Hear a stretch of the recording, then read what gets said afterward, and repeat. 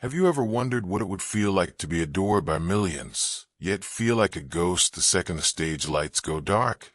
They called him the Golden Boy of Nashville, Luke Carter. Every time he strummed his guitar, stadiums erupted.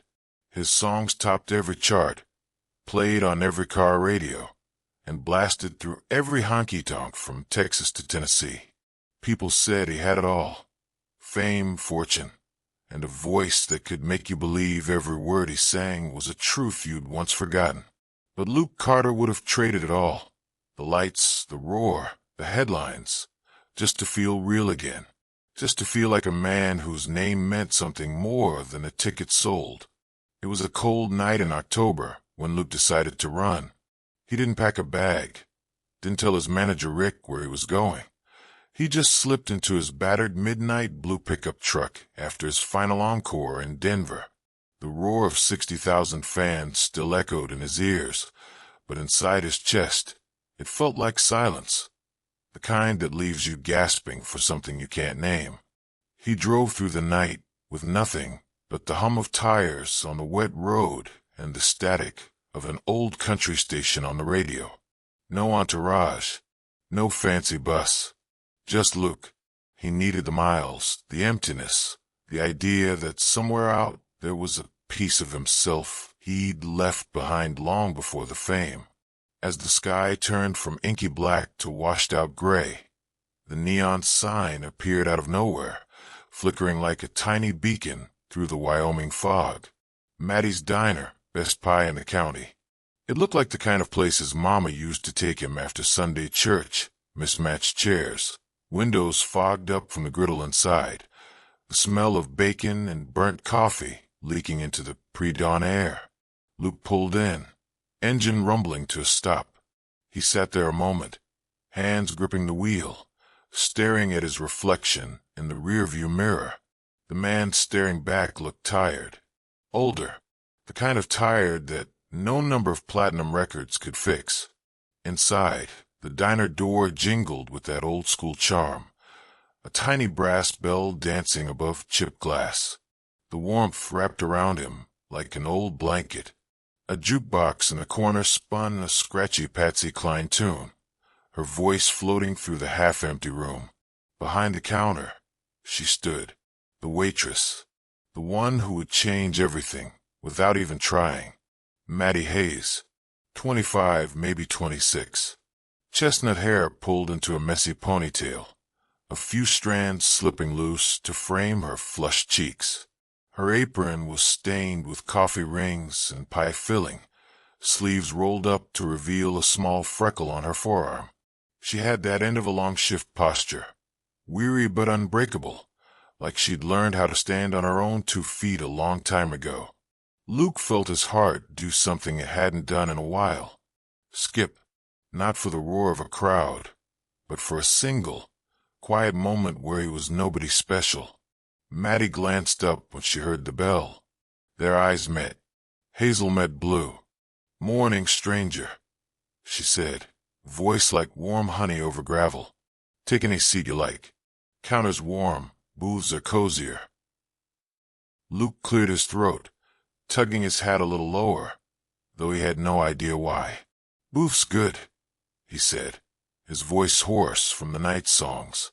She grabbed a chip mug, filled it with steaming coffee from a pot that looked older than the jukebox. She set it down in front of him without fanfare, just that gentle smile that didn't have a hint of "do I know you from somewhere?" "Rough night?" she asked, leaning against the booth's edge. "Long drive," Luke said, grateful for the easy lie. "Where you headed?" she asked, casual, just making conversation. Luke shrugged. "Wherever the road takes me." She chuckled, a real laugh, light but tired at the edges. "Sounds nice. I've been in the same zip code my whole life." Luke raised an eyebrow. "Never wanted to leave?" "Oh, sure I have," Maddie said, crossing her arms, leaning in just a little closer. "But my mama left me this place. Feels like leaving would be letting her down, you know." Luke nodded. He did know. Way more than he wanted to admit. She reached into the pie case behind her, pulled out a slice that looked like a piece of heaven on a chipped ceramic plate. "On the house," she said. "Best apple pie you'll ever taste. Might just convince you to stick around a while." "Apple's my favorite," he said. "I know," she teased, tapping her temple. "Small town, we got psychic powers." Luke laughed, an honest, unguarded laugh that made Maddie smile wider. She slid into the seat across from him, without asking. No waitress in any city diner would ever do that. But here it felt right. "So," she said, resting her chin on her palm, "what's your story, stranger?" Luke felt the words build up behind his teeth, the tours, the headlines, the nights in hotel rooms, with gold records lining the walls, but no one beside him in the bed. But he didn't say any of that. "I'm just tired," he said finally. "Needed somewhere that felt real." Maddie studied him, not like a fan trying to spot a celebrity, but like a woman trying to read a man's truth. "Well, you found it," she said, tapping the table. "This place, it's about as real as it gets. Coffee's too strong. The pie's always warm, and the waitress," she paused, grinning, "she's a pretty good listener." Luke raised his cup to her in a silent toast. "I'll take it." Outside, the Wyoming dawn turned the world a soft pink. Luke watched the way the light caught in Maddie's hair, the way she tucked a loose strand behind her ear, the way she smiled at him like he was nobody and everybody all at once. And for the first time in a long time, Luke Carter didn't want to be anywhere else. Luke didn't mean to come back the next day, or the day after that, but somewhere between the winding Wyoming roads and the silence of cheap motel rooms, Maddie's laugh kept echoing in his mind. The way her eyes crinkled when she teased him, the warmth in her voice that made him feel like he could stop pretending. So he came back, first once a week, then twice. Soon he stopped lying to himself. He'd have driven 1,000 miles just to sit at that window booth and watch her pour coffee. The second time he came in, she didn't act surprised, just gave him that crooked grin and slid into the booth before he'd even ordered. "You look better," she said, flicking her eyes over him. "Sleep in your truck again?" Luke laughed. "Nah, upgraded to the Sunrise Motel down the highway." "Oh, fancy." She clutched her heart dramatically. "You know they got color TVs now." He chuckled, shoulders relaxing. "I hear they do." She nudged the pie plate closer to him. "Try the cherry this time. It's my secret recipe." He took a bite. It was tart and sweet, the kind of flavor that made him close his eyes for a second and forget the world outside. "You ever think about leaving?" he asked suddenly, the question out before he could catch it. Maddie leaned back, considering him. "All the time," she admitted. "But every time I think about packing up, I remember my mama standing right where I stand, wiping down the same counter.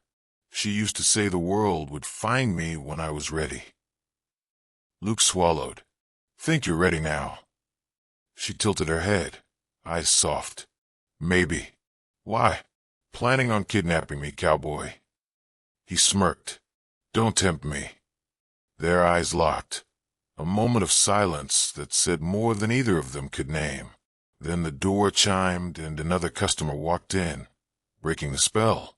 Weeks passed like that. Luke found himself learning her rhythms. How she tucked her hair behind her ear when she was nervous. How she bit her bottom lip when she was about to tell him something real. How she always saved the last piece of pie for him, even if it meant fibbing to other customers. Some nights, when the diner closed, they'd sit on the back steps, a blanket wrapped around their shoulders to keep the Wyoming chill at bay. He'd bring out his old guitar, the one with scratches along the neck from bar gigs long before the big stages. "Play me something nobody's heard," she'd say, eyes glittering under the single porch light. So he did. He played her half-finished verses about wildflowers and fence posts, about a girl with coffee on her apron and a smile that made him believe he could be more than just a name on a billboard. Maddie would close her eyes and lean her head on his shoulder, her breath warm against his neck. "You ever write one about me?" she'd whisper. Luke's fingers would hesitate on the strings. "Maybe," he'd say. "You'd never know. You'd tell me." Would I? She'd open her eyes, then meet his, and something would pass between them, electric and terrifying in its honesty. One night, after a particularly long shift, Maddie invited him to her tiny trailer just off the highway. It was the opposite of his Nashville mansion, one bedroom, peeling linoleum floors, curtains stitched together from mismatched fabric. But to Luke, it felt more like home than any of his polished hotel suites. They sat on her couch, legs tangled together, sharing a bowl of stale popcorn, while an old black and white Western flickered on the TV. "Is this your big escape?" Luke teased, popping a kernel into her mouth. "Hey, don't knock it," she said, her voice muffled by laughter. "I've got the best view in town." He glanced out the window. The only thing visible was the neon diner sign blinking red through the darkness. "Romantic," he said dryly. She nudged him with her elbow. "Don't need a skyline when I've got you." Luke felt his chest tighten at that. He looked at her, really looked. The way the TV light danced on her face, the way her laugh lines curved around her mouth when she smiled. 1,000 stadiums couldn't give him this. He leaned in, brushing his lips over hers, soft at first. She tasted like butter and salt and something sweeter he couldn't name. When they pulled apart, Maddie's forehead rested against his. "Tell me who you are," she breathed. "Not the whole world version, just you sitting here." Luke swallowed. The truth pressed against his ribs, desperate to break free. "I'm tired of being everyone's dream," he said. "I want to be my own. I want this couch, the popcorn, all of it." She smiled, the soft kind that felt like a promise. "Then be it." They fell asleep like that, tangled on her too-small couch, the TV humming static in the background. For once, Luke didn't dream of flashing lights and screaming crowds. He dreamed of Maddie's laugh echoing through that trailer, of pie cooling on the diner counter, of a life so quiet it felt like a song only they could hear. But the world has a way of catching up to you when you're not looking. One morning, as summer crept in, Luke walked into the diner to find Maddie standing behind the counter, arms crossed, a crease in her brow he hadn't seen before. "What's wrong?" he asked, heart lurching. She slid a crumpled magazine across the counter. On the cover, his face, bigger than life, guitar slung across his back, headline screaming. "Where's Luke Carter?" Inside, the disappearance of country music's golden boy. His stomach dropped. "I didn't want to find out like this," he said, voice low. Maddie's eyes shimmered. "You could have told me, Luke. I asked you to tell me." "I was scared," he said, the words tumbling out in a rush. "I didn't want to lose this. You, the only place I'm just me." She reached for the coffee pot, her hands trembling. "Do you think I'm that shallow? That I'd run because of who you are?" Luke stepped closer, but she turned her back. "It's not that," he said. "It's everything that comes with it. The cameras, the gossip. I didn't want to drag you into that." She spun around, anger flashing in her eyes. "You dragged me in the moment you lied." Silence stretched between them, heavy as thunderclouds over the plains. Finally, she whispered, "I need time." Luke opened his mouth to protest, to explain, but the words wouldn't come. So he left, the bell above the door jingling like a final note in a sad song. Luke didn't go far. After he left Maddie standing behind that cracked Formica counter, he drove aimlessly for hours. He watched the sun dip below the wide Wyoming horizon, the sky bleeding orange and purple over the empty plains. His guitar lay beside him on the passenger seat, the the same one he'd held in high school. Talent shows and cheap bar gigs before the world ever knew his name. Now it felt heavier than ever. He pulled over by an old cattle fence, the truck's tires crunching against dry gravel. Luke leaned his head back against the seat, eyes burning. He hated how fame could wrap itself around something pure and squeeze the life out of it. He'd wanted to protect Maddie, but all he'd done was lie. He thought about going back, about pounding on the diner door and begging her to look him in the eye and see that the man she loved hadn't changed just because his name was printed in bold letters on a magazine cover. But the words stuck in his throat like splinters. Instead, he did what he always did when he couldn't say what he felt. He wrote it down, under the vast Wyoming sky, guitar balanced on his knee. He scribbled verses in the margins of old gas station receipts and diner napkins. Each word bled with apologies and hopes he couldn't say out loud. By dawn, he had a song. Back at the diner, Maddie lay awake in the small bedroom behind the kitchen. She hadn't closed her eyes once. All night, her mind replayed every moment she'd spent with him.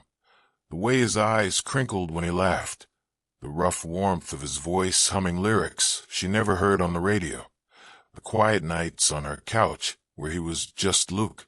She wanted to be angry, really she did, but the anger kept dissolving into something softer, something that scared her even more. She didn't care about the headlines.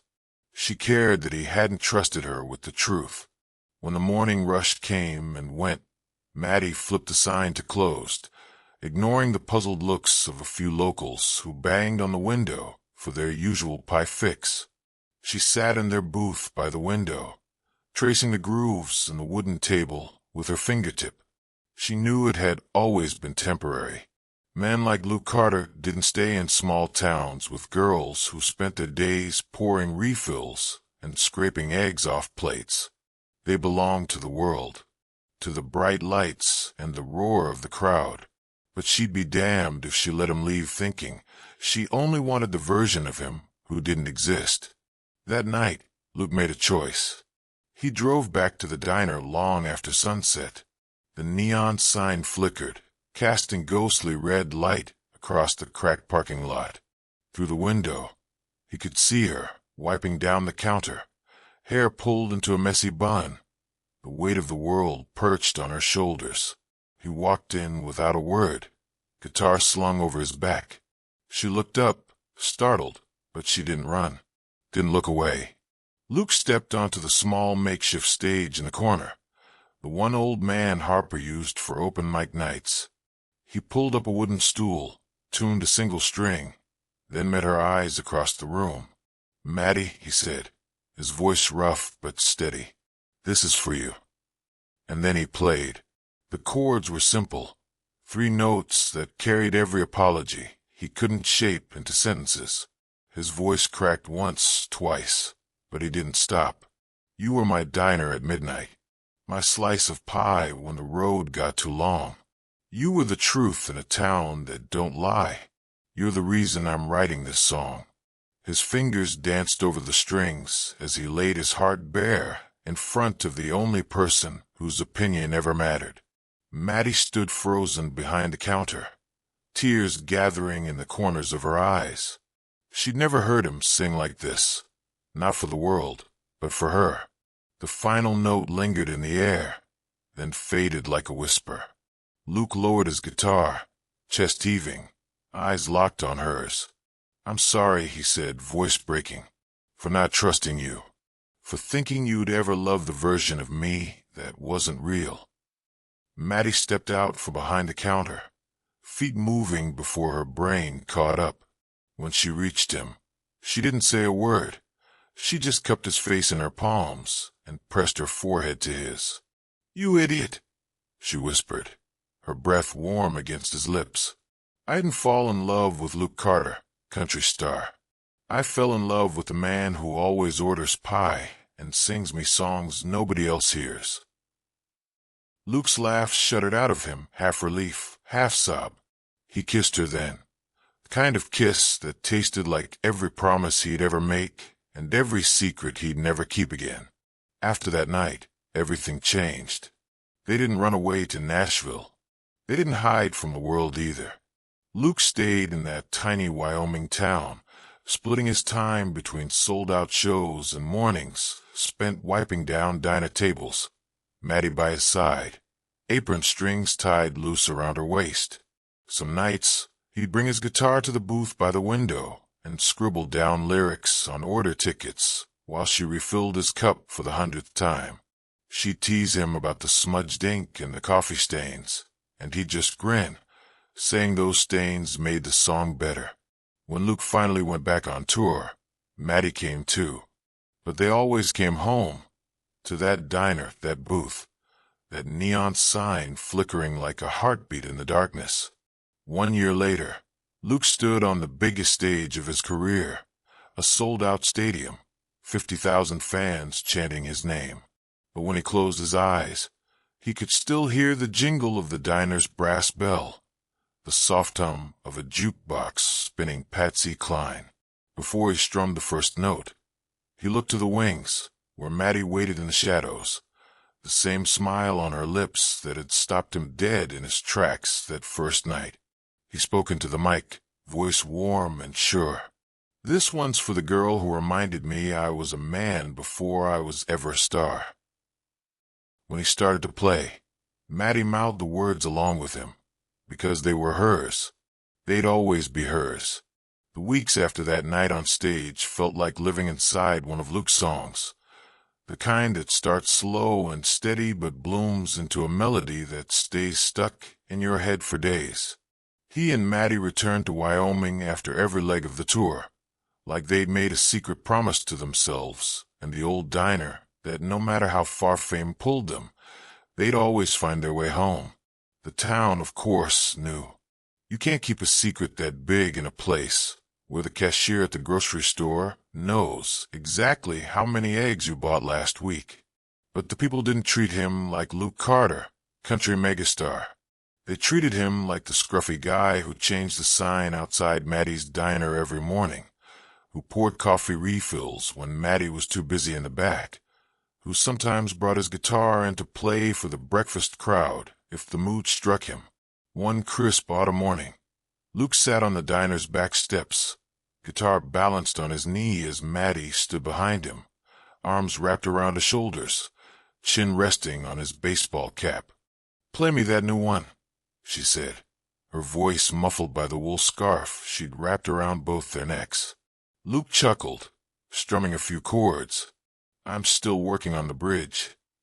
"You always say that," she teased, nudging him with her nose. "That's because you keep distracting me," he said, tilting his head up to catch her smile. "Good," she whispered. "Don't you dare stop letting me distract you." He laid the guitar down and turned, pulling her into his lap so he could kiss her properly. The crisp Wyoming wind carried the scent of apple pie baking inside, mixed with the smell of Maddie's shampoo. Coconut and vanilla, something so simple yet so perfectly her. As the months passed, Luke's career kept soaring. His comeback tour sold out every venue twice over. Reporters begged for the hidden love story, a fairy tale headline they could splash on magazines and talk shows. But they never got the full truth. They didn't know about the nights Maddie would close the diner early, just so they could drive out to a field and lie under a canopy of stars, the world's noise miles away. They didn't know about the nights they argued, about whether fame was worth it, whether they could keep the outside world from ripping this tiny sanctuary apart. And they didn't know how they always found their way back to each other in the quiet, in the dark, whispering apologies and promises that felt stronger than any contract Luke had ever signed. One evening, Maddie sat on the old stool behind the diner counter, flipping through a stack of mail. Bills, junk flyers, and one crisp white envelope with Luke's name scrawled across the front. He tore it open, eyes skimming the words. It was an offer, bigger than any he'd ever seen. A record label in Los Angeles wanted him to move, record full-time in a state-of-the-art studio. stay for months on end. Maddie watched him read, her fingers drumming against the formica. "You gonna take it?" she asked, trying to sound casual. Luke looked up, his heart tugging in two directions. It was everything he'd worked for, everything people said he should want. But when he looked at Maddie, her hair still smelling faintly of fryer oil and vanilla shampoo, he knew. He folded the letter and tucked it into his back pocket. "Nah," he said, shrugging. "They don't have the best pie in the county." Maddie burst out laughing, tears shining in her eyes. She crossed the counter, pulling him into a hug that smelled like home. "You'd really give that up?" she whispered. "I'd give up every stadium, every gold record, every single screaming fan," Luke said, pressing his lips to her temple. "Just to sit in this booth and listen to you talk about pie crusts and old jukeboxes." Years rolled on like that, sweet and imperfect. They got married in the back field behind the diner, wildflowers poking through the fence posts.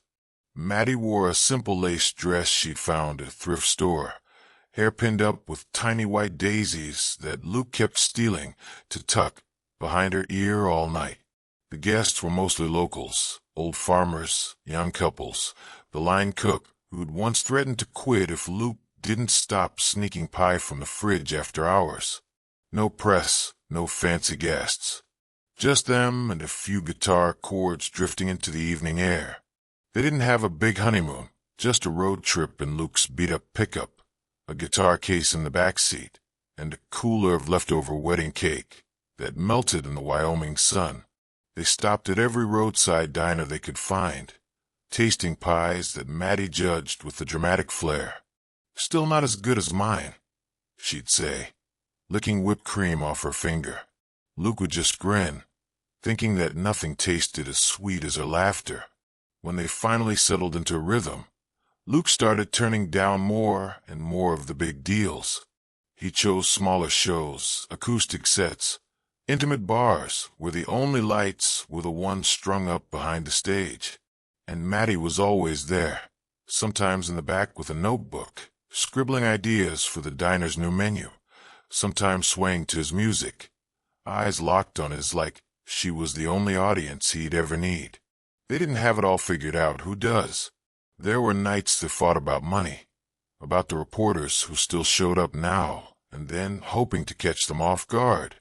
But every morning, he woke up next to her, and every night, he fell asleep with her hair tangled between his fingers. And that was enough. Years later, on a summer evening so warm the crickets could barely keep up with each other's songs, Luke sat on the front porch of their little farmhouse, just outside town. Maddie leaned against his shoulder, their baby girl curled up in her arms, her tiny breaths an anchor to everything real and good. Luke strummed his guitar with one hand, humming a half-finished tune that had Maddie sighing contentedly. "You ever think," she asked softly, "what would have happened if you'd never stopped at my diner that night?" Luke pressed a kiss to her hair, his voice low and sure. "I'd probably be somewhere on a bus right now," he said, "half asleep in a hotel room with nobody waiting for me. I'd be a star with no sky." Maddie shifted their daughter, who grumbled in her sleep, her tiny hand curling into Luke's flannel shirt. "You're still a star," she teased. He smiled, shaking his head. "Nah, I'm just a man with a guitar, a good woman, and the best damn pie in the county." Maddie laughed, the same laugh that had reeled him in that first rainy morning at the diner. The laugh that made him feel like Luke Carter was just a name, but being hers was everything. So if you ever wonder whether a piece of pie and a warm smile can change your whole life, remember Luke Carter and Maddie Hayes. Remember that sometimes the biggest love stories don't happen under the spotlight, but under flickering neon signs at roadside diners nobody writes songs about, until they do. Because love doesn't care who you are when the lights go out. It only cares who you're brave enough to be when they're on. So stick around, because next time I'll tell you how Maddie ended up on stage with Luke in Nashville, and the one line she whispered in his ear that made an entire stadium fall silent.